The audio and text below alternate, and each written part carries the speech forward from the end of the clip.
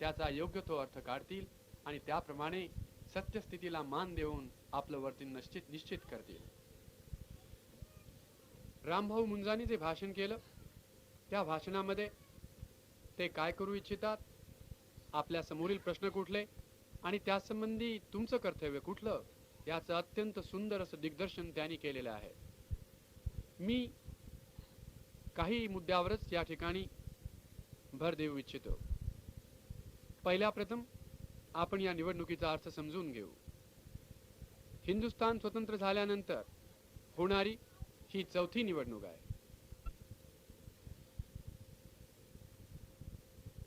पूर्वी 3 निवडणुका होऊन गेल्या.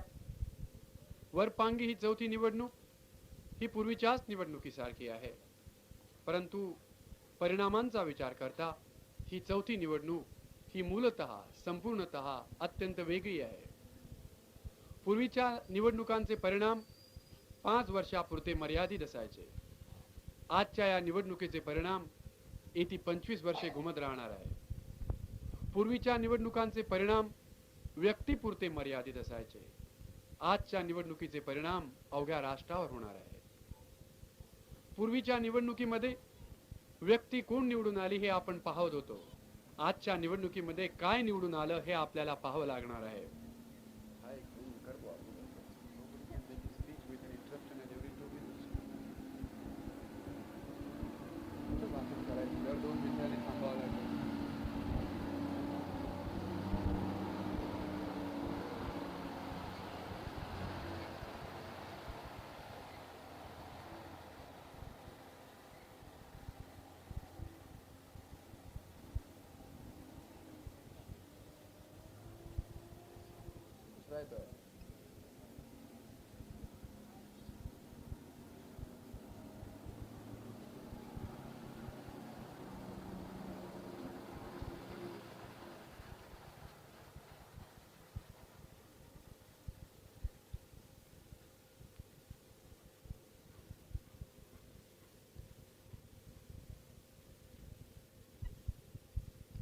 या निवडणुकीचे निनाद आणि पडसाद हिंदुस्थानच्या जीवनावर येती 25 वर्षे घुमत राहणार आहे. आणि हे परिणाम केवळ तुमच्या पंचक्रोशी पुरते मर्यादित राहणार नाही, तर आज सेतू हिमाचल हे पडसाद घुमत राहतील. इतकी ही निवडणूक महत्वाची आहे.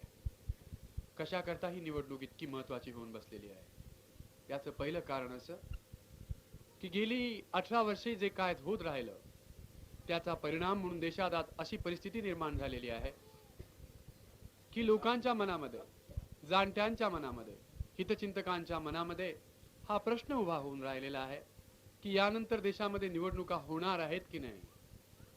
आजची निवडणूक इतकी महत्वाची आहे की 1967 साल नंतर हिंदुस्थानात निवडणुका होणार आहेत की नाही या प्रश्नाचं उत्तर या निवडणुकीमध्ये आपल्याला द्यावं लागणार आहे.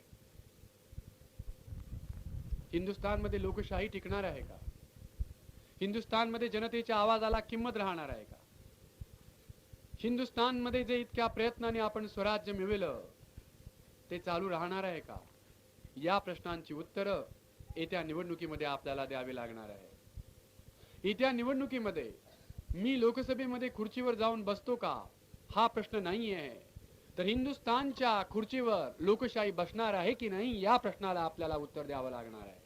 खुर्ची मला मिळणार हा प्रश्न नाही आहे, तर भारताची जी खुर्ची आहे त्या खुर्चीवर तुमची लोकशाही, तुमची इच्छा, तुमचं सुख, तुमच्या आशा आकांक्षा यांना जागा मिळणार आहे की नाही हा या निवडणुकीतील प्रश्न आहे. काँग्रेसच्या गेल्या 18 वर्षाच्या अंधाधुंद कारभारामुळे आज अशी परिस्थिती निर्माण झालेली आहे की प्रत्येक जाणत्या, प्रत्येक सुजाण व्यक्तीच्या मनात हा प्रश्न येऊन उभा राहिलेला आहे. ही शंका डोकावू लागलेली आहे की आमची लोकशाही टिकणार आहे का? आमचं स्वातंत्र्य टिकणार आहे का? पुन्हा निवडणुका होणार आहेत का? हा प्रश्न आज प्रत्येकाच्या मनाला सतावीत आहे, जाचत आहे, छळीत आहे. आज आपण वर्तमानपत्र पाहिली तर काल पाटण्यामध्ये जो एक भयानक प्रकार घडला त्याचं वृत्त आपल्याला वाचायला मिळेल. गोळीबार झाला, 8 माणसं मारली गेली, अनेक माणसं जखमी झाली, लुटालूट झाली, जाळपोळ झाली, मारामारी झाली. 4 दिवसापूर्वी कलकत्त्यामध्ये एक खेळ चालला होता, एक मॅच चालली होती. मॅच बघायला लोक आले होते.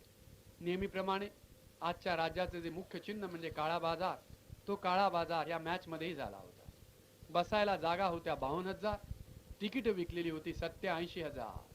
लोक चिडले, दंगा धोपा झाला आणि मग पुन्हा अश्रुधूर, जाळपोळ, लुटालूट, लाठीमार. ज्या ठिकाणी खेळ चालला होता तिथे आग भडकवण्यात आली होती. सबंध देशभर हेच दृश्य, हेच चित्र आपल्याला पाहायला मिळत आहे. आज कलकत्त्यात आग, उद्या पाटण्यामध्ये आग, परवा दिल्लीमध्ये आग. हिंदुस्थानची राजधानी दिल्ली, तुमच्या स्वातंत्र्याचं, सौभाग्याचं चिन्ह आणि प्रतीक तुमचं पार्लमेंट. ह्या पार्लमेंट समोर आग, ह्या पार्लमेंट समोर जाळपोळ, ह्या पार्लमेंट समोर गोळीबार आणि रक्ताची थारोळी आणि नद्या वाहत होती. आज हिंदुस्थानची अशी दशा निर्माण झालेली आहे की हे डोलायमान झालेलं, हे गडगडू लागलेलं राज्य टिकणार आहे का, की कुलमडून पडणार आहे, अशी स्थिती निर्माण झालेली आहे. आणि म्हणून येत्या निवडणुकीला अनन्यसाधारण महत्त्व प्राप्त झालेले आहे. या निवडणुकीमध्ये तुम्हाला या गोष्टीवर मतनोंदणी करावी लागणार आहे. रामभाऊ मुंजावर नव्हे, नाथपैवर नव्हे, तुम्हाला या गोष्टीचं उत्तर द्यावं या निवडणुकीत द्यावं लागणार आहे.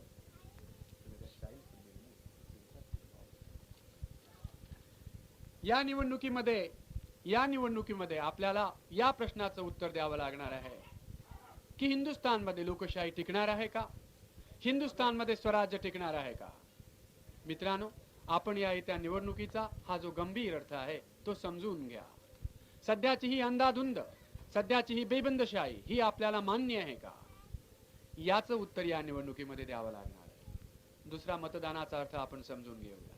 निवडणुकीला महत्त्व का आहे, आजच्या निवडणुकीला ऐतिहासिक महत्त्व का निर्माण झालं हे आपण समजून घेतलं. आता आपण एक दुसरी बाजू समजून घेण्याचा प्रयत्न करूया. मतदानाचा अर्थ काय, निवडणुकीचा अर्थ काय हे समजून घेतला. येत्या निवडणुकीमध्ये काय होणार हे आपण पाहिलं. आता मतदान करताना आपण काय करत असतो याचा आपण अर्थ समजून घेऊया. हिंदुस्थानचा मुकुट, हिंदुस्थानचा राजदंड, हिंदुस्थानचं तख्त, हिंदुस्थानची गादी आणि हिंदुस्थानचं सिंहासन ही 5 वर्ष दिल्लीमध्ये असतात.